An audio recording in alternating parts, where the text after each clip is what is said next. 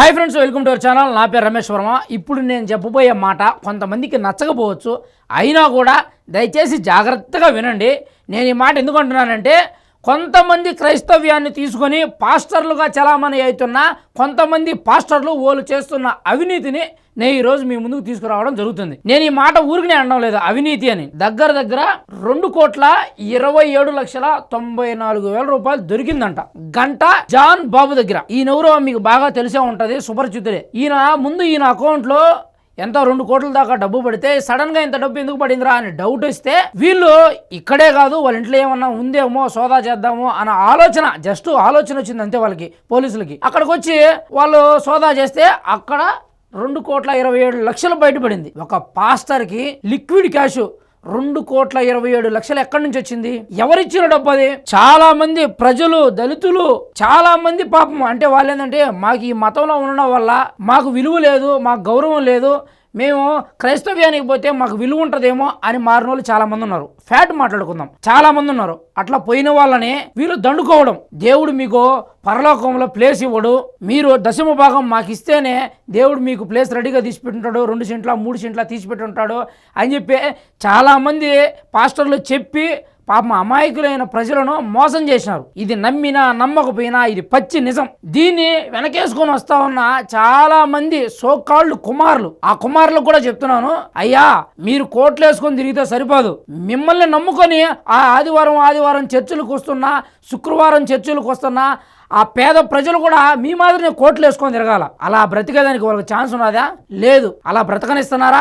బ్రతకనివ్వడం లేదు. మీ స్వార్థాల కోసం ఇంకొక అతను ఎవరో పార్టీ పెట్టినాడు, ఏది క్రైస్తవుల కోసం మాత్రమే పార్టీ పెట్టినాడు. ఇంకొక అతనేమో క్రైస్తవ్యాన్ని బోధించడు, రాజకీయాల గురించి మాట్లాడతాడు. క్రిస్టియను అంటే ఒక పాస్టర్ అంటే ఏం చెప్పాలి?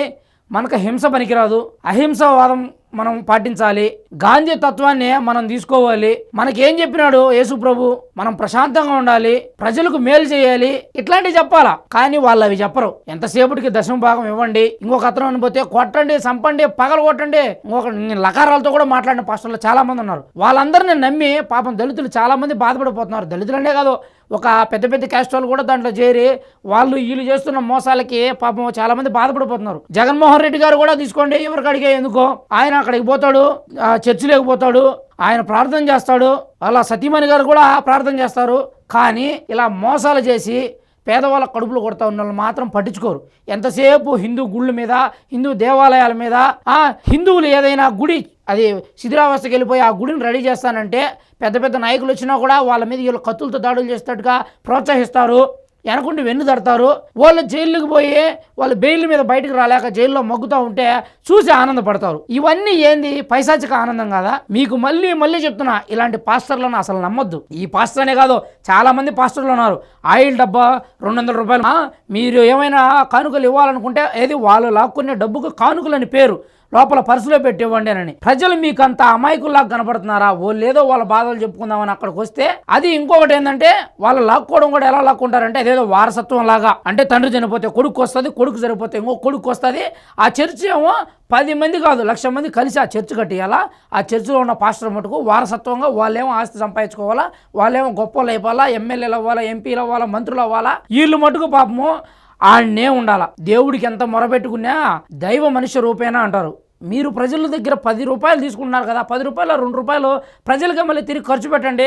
అలాంటి ఆలోచనలు ఉండవు, ఎంతసేపు తీసుకోవడమే. లేకపోతే ఏంటండి, ఒక సాధారణ పాస్టర్ దగ్గర 2,27,00,000 మళ్ళీ అకౌంట్లో 2 కోట్లు సపరేట్గా అంట. ఇంత డబ్బు ఎక్కడి నుంచి వచ్చింది? దీన్ని నిజంగా ప్రజలు పరిగణలోకి తీసుకోవాలా లేదా? గొర్రెలను ఊరికి అనడం లేదు. ఇలాంటి పాస్టర్లకి వేలు లక్షలు 10వ భాగాలు ఇస్తున్నారు. మీరు ఇకనైనా మేలుకోండి, ఇలాంటి వాళ్ళను ప్రోత్సహించొద్దు. మీరు ఇలాంటి వాళ్ళను ప్రోత్సహించినంత వరకు మన బ్రతుకులు ఇలాగే ఉంటాయి, మారవు. హిందూ, ముస్లింలు, క్రైస్తవులు అంతా సమానమే. కానీ అనవసరంగా మనకు మనమే చిచ్చులు పెట్టుకొని, మనకు మనమే కొట్టుకుంటా, మనకు మనమే విడిపోతా, మనకు మనమే వర్గాలు చేసుకుంటా. ఇంకోటి కూడా చూడండి, దళితులకు ఒక చర్చి, ఇంకో క్యాస్ట్ వాడికి ఇంకొక చర్చి. క్రైస్తవ్యము అంతటితో ఆగిపోలేదు.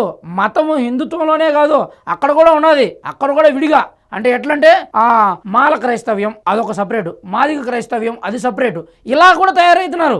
దేవుణ్ణి కొలవడానికి ఇన్ని కులాలు, ఇన్ని మతాలు అక్కడ కూడా అడ్డం వస్తాయని ఒక క్రైస్తవంలోనే నేను దగ్గరుండి చూసిన కాబట్టి దొరుకుతారు ఏదో ఒక రోజు, దొరకకుండా పోరు ప్రూఫ్స్తో అనుకుంటా ఉన్నాము. అనుకున్నట్టు దొరికినాడు వీళ్ళు. ఇలాంటి వాళ్ళని దయచేసి నమ్మద్దు ఫ్రెండ్స్. నేను ఇప్పుడు చేసిన వీడియో మీకు ఎలా అనిపించిందో నాకు ఖచ్చితంగా కామెంట్ చేయడం మాత్రం మర్చిపోవద్దు. మీరు చేసే కామెంట్ని బేస్ చేసుకొని నెక్స్ట్ ఏ వీడియో చేయాలన్న ఆలోచన ముందుకు పోతుందని మనస్ఫూర్తిగా కోరుకుంటూ జై హింద్.